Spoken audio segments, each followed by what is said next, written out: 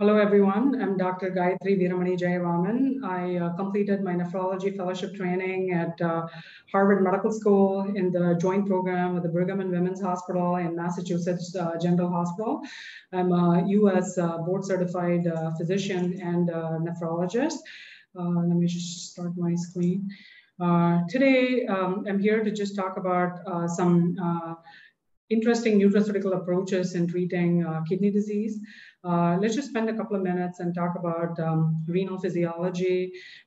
We know that the kidney gets about 20 to 25% of the cardiac output.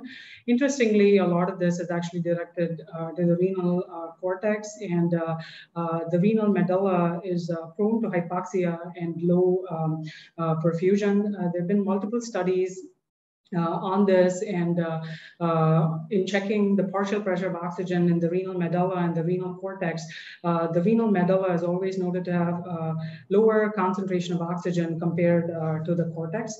We also know that the kidney is very sensitive to hypoxia-induced damage, and we've seen a lot of this clinically in cases of profound hypotension and other etiology.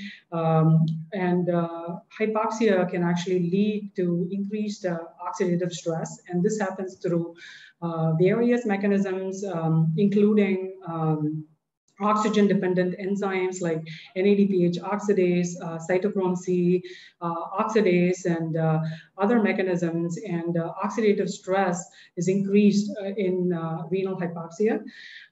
In fact, oxidative stress and chronic hypoxia also has a role in progression of AKI to CKD. We know that a certain percent of AKI survivors can develop CKD in the future. And it's interesting, and more data is coming out on hypoxia and reactive oxygen species and oxidative stress and its role in renal pathology.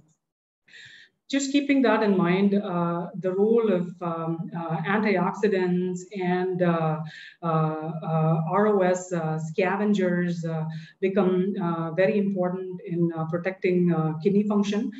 Just looking at some of the nutraceuticals that are available in India, there are combinations of N-acetylcysteine and taurine. There's combination of N-acetylcysteine and Pyridoxamine. There are alpha keto analogues, and there's sodium bicarbonate. And today, let's talk about all four of them.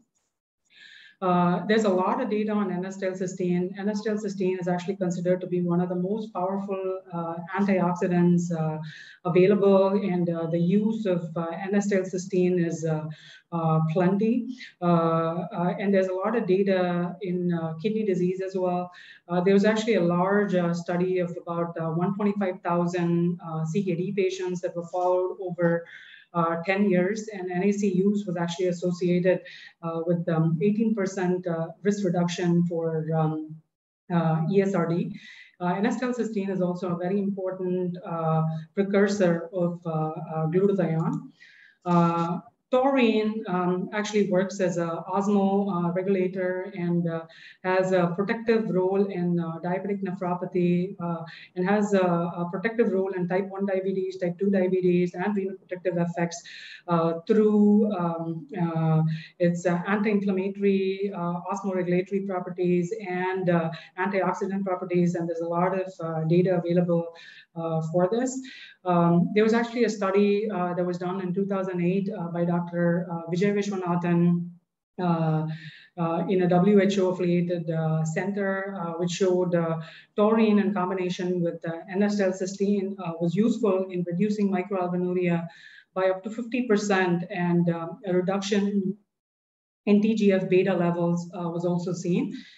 N-acetylcysteine and taurine basically prevent ROS-mediated damage to the glomerular filtration barrier and help preserve the glomerular filtration barrier, thereby reducing microalbuminuria. And with respect to pyridoxamine, there's a lot of data available on this, and growing interest in role of advanced glycation end products, which are basically hyperglycemia-induced glycated lipids and proteins that can have a damaging role. And these AGEs and advanced glycation end products have been implicated in diabetes complications, including diabetic nephropathy, diabetic retinopathy, and these AGEs also lead to increased oxidative stress and ROS production. Vice versa, increased oxidative stress can also, that's seen in CKD and seen in diabetes, can also lead to increased formation of AGEs. And pyridoxamine can inhibit formation of these AGEs and is an active form of vitamin B6 and possibly has a role in inhibiting AGE formation, and there's increasing data available on this. There was also a trial in CKD, and pyridoxamine was studied in the US, and 27% reduction in creatinine, 27% reduction in creatinine was seen in the CKD patients over 6 months. There was also a recent Indian study by a renowned nephrologist on combination of N-acetylcysteine and pyridoxamine. 72 CKD patients were studied, and a combination of N-acetylcysteine and pyridoxamine was noted to increase eGFR by about 8.15 units in 6 months' time. And as nephrologists, diabetologists, and physicians, we know that in CKD and diabetic nephropathy and non-diabetic CKD as well, just preserving the residual kidney function, is a job well done, and GFR maintenance is a job well done.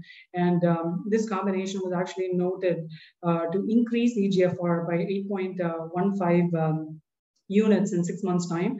And in patients with normal bicarbonate levels, which means no metabolic acidosis, NAC and pyridoxamine was noted to increase eGFR by 10.16 units in 6 months' time. And with respect to alpha keto analogs, what exactly are these alpha keto analogs? These are basically nitrogen-free essential amino acids.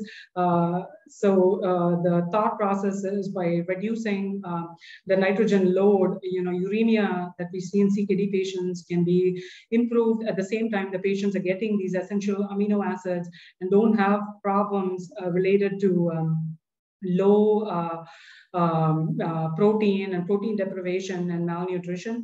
And there is a significant role of keto alpha analogs in combination with low protein diet in advanced late stage CKD when the patient's approaching dialysis to delay initiation of dialysis. And there's a lot of data available on alpha keto analog use and its role in delaying dialysis. And last but not the least, there's a very important role of sodium bicarbonate. There's a lot of data to show that metabolic acidosis can lead to progression of CKD. And in CKD, there's also metabolic acidosis seen due to acid accumulation. And the acid can start leaching the bones and lead to osteoporosis and bone fractures in CKD patients and lead to multiple complications secondary to metabolic acidosis. And metabolic acidosis in itself can lead to progression of CKD as well. And Keto and multiple guidelines recommend sodium bicarbonate supplementation in CKD. And as physicians, we know to check the serum bicarbonate level and start sodium bicarbonate when the serum bicarbonate falls to less than when it goes below 22, and try to maintain a normal serum bicarbonate level of 24 to 26.